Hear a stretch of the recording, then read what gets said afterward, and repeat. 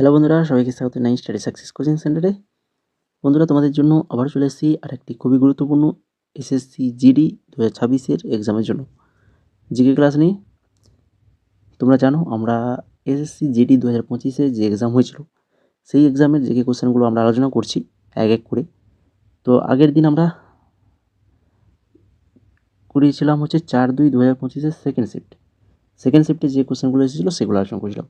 আজকে আমরা থার্ড শিফটের যে কোশ্চেনগুলো এসেছিলো তো সেগুলো নিয়ে আজকে আমরা আলোচনা করব। তো এটা আজকে আমাদের ক্লাস নম্বর হচ্ছে 3 নম্বর ক্লাস, খুবই ইম্পর্ট্যান্ট ক্লাস। যারা তোমরা জিডি এক্সাম দেবে 2024-26 তো তার জন্য খুবই ইম্পর্ট্যান্ট। আর বাকি জিডি ছাড়া তোমরা যারা আরও যে এসএসসি যে এক্সামগুলো রয়েছে সেগুলোর জন্যও কিন্তু এই ক্লাসটা ভেরি ভেরি ইম্পর্ট্যান্ট। তো অবশ্যই সবাই ফার্স্ট থেকে লাস্ট অবধি ক্লাসটা দেখবে। তো চলো দেখে নিই আজকে ক্লাসের ফার্স্ট কোশ্চেন কী রয়েছে। গিরনার শিলালিপির জন্য পরিচিত সবচেয়ে বিখ্যাত শক শাসক কে ছিলেন? গিরনার শিলালিপির জন্য পরিচিত সবচেয়ে বিখ্যাত শক শাসক কে ছিলেন? না, তিনি হচ্ছেন রুদ্রদ্রামন। রুদ্রদ্রামন অপশান নাম্বার ডি সঠিক অ্যান্সার হয়ে যাবে। 2 নম্বর কোশ্চেন দেখো, 1906 সালে প্রতিষ্ঠিত অল ইন্ডিয়া মুসলিম লীগের প্রথম সভাপতি কে ছিলেন?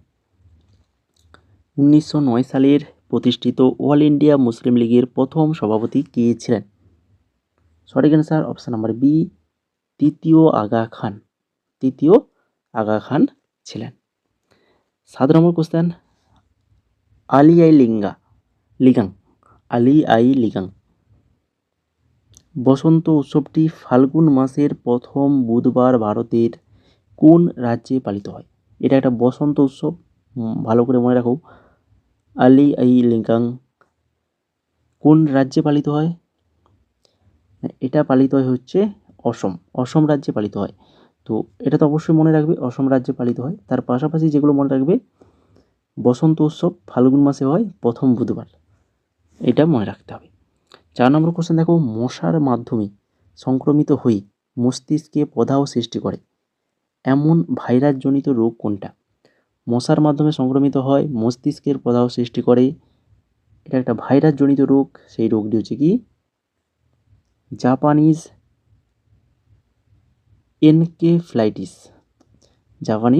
এনকেফ্লাইটিস অপশান নাম্বার বি সঠিক অ্যান্সার। 5 নম্বর কোশ্চেন, বাস্কেটবল খেলায় প্রতিটি বাস্কেটের ধাতব সেফটি রিংয়ের ভেতরের ব্যাস কত ইঞ্চি হয়? রিংয়ের ভেতরের ব্যাসটা কত ইঞ্চি? 18 ইঞ্চি হয়। তারপরে ভারতের সংবিধানের কোন সংশোধনীর মাধ্যমে সম্পত্তির অধিকারকে মৌলিক অধিকারের তালিকা থেকে বাদ দেওয়া হয়? ভারতের সংবিধানের কোন সংশোধনীর মাধ্যমে সম্পত্তির অধিকারকে মৌলিক অধিকারের তালিকা থেকে বাদ দেওয়া হয়? 44তম সংশোধনীর মাধ্যমে।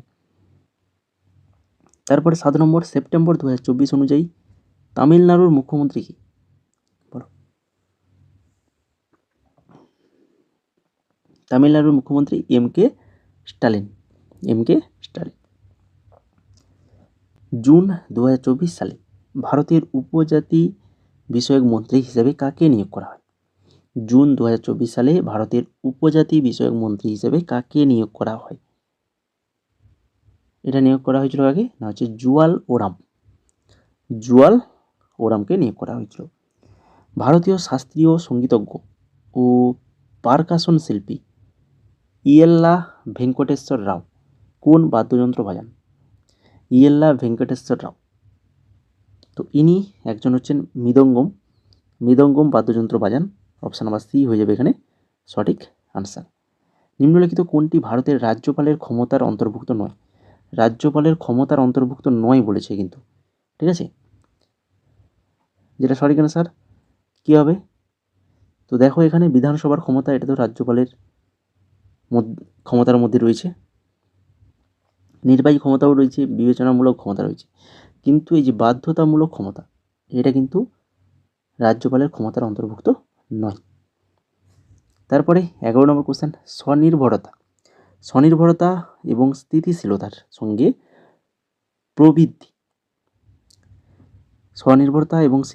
সঙ্গে প্রবৃদ্ধি অর্জনের লক্ষ্য নিয়ে কোন পঞ্চবার্ষিক পরিকল্পনা প্রণীত হয়েছিল? পঞ্চবার্ষিক পরিকল্পনা ভেরি ভেরি ইম্পর্টেন্ট, বিশেষ করে তোমাদের এই স্টাফ সিলেকশন কমিশনের এক্সামগুলোতে। ঠিক আছে, তো এটা সঠিক অ্যান্সার হবে চতুর্থ পরিকল্পনা, অপশান নাম্বার বি হয়ে যাবে সঠিক অ্যান্সার।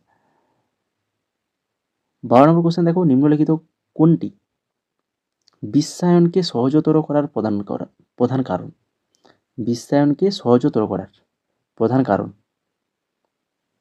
সেটা হচ্ছে প্রযুক্তির দ্রুত উন্নয়ন। প্রযুক্তির দ্রুত উন্নয়ন। তারপর 1968 সালে কোরিওগ্রাফির জন্য মেক্সিকো সরকার কর্তৃক স্বর্ণপদক প্রাপ্ত ব্যক্তি কি? 1968 সালে কোরিওগ্রাফির জন্য মেক্সিকো সরকার কর্তৃক স্বর্ণপদক প্রাপ্ত ব্যক্তি তিনি হচ্ছেন Mrinalini Sarabhai. Mrinalini Sarabhai, option number D সঠিক অ্যান্সার। আর তোমরা যারা ক্লাসটাকে এখনও লাইক করোনি, তো যদি ভালো লেগে থাকে এই ধরনের এই যে 2025-এর প্রিভিয়াস ইয়ারের কোশ্চেন অ্যান্সারগুলো যদি পেতে চাও, তো অবশ্যই ক্লাসটাকে লাইক কমেন্ট শেয়ার করো এবং তার সঙ্গে চ্যানেলটাকে সাবস্ক্রাইব করে আমাদের সাথে যুক্ত থাকো। এবং আমাদের Telegram channel study success coaching centre, এখানে অবশ্যই যুক্ত হয়ে যাবে, যেখানে আমাদের সমস্ত কিছু আপডেট এবং তোমাদের এক্সাম রিলেটেড আপডেট, নতুন নতুন জব রিলেটেড আপডেট পেয়ে যাবে আমাদের এই টেলিগ্রামে। ঠিক আছে, অনেক ফ্রি নোটসও পেয়ে যাবে আমাদের এই টেলিগ্রাম চ্যানেলে, তো অবশ্যই টেলিগ্রামে জয়েন করে যাবে। 14 নম্বর কোশ্চেন দেখো, নিম্নলিখিত কোনটি ভারতীয় অর্থনীতির তৃতীয় খাতের অন্তর্ভুক্ত? ভারতীয় অর্থনীতির তৃতীয় খাতের অন্তর্ভুক্ত কোনটি বলো? এই যে সরকারি প্রশাসন, অপশান নাম্বার বি সঠিক অ্যান্সার, সরকারি প্রশাসন। জনগণনা 2011 অনুযায়ী কোন অভিবাসন ধারা সর্বাধিক শতাংশে লক্ষ্য করেছে? কোন অভিবাসন ধারা সর্বাধিক শতাংশে লক্ষ্য করেছে জনগণনা 2011 অনুযায়ী? সেটা হচ্ছে গ্রাম থেকে গ্রামে, অপশান নাম্বার ডি গ্রাম থেকে গ্রামে। 16 নম্বর, ফিট ইন্ডিয়া ফ্রিডম রান 2.0 দেশব্যাপী কর্মসূচির সূচনা কি করেছে? ফিট ইন্ডিয়া ফ্রিডম রান 2.0 দেশব্যাপী কর্মসূচির সূচনা কি করেছিলেন? অনুরাগ ঠাকুর করেছিলেন।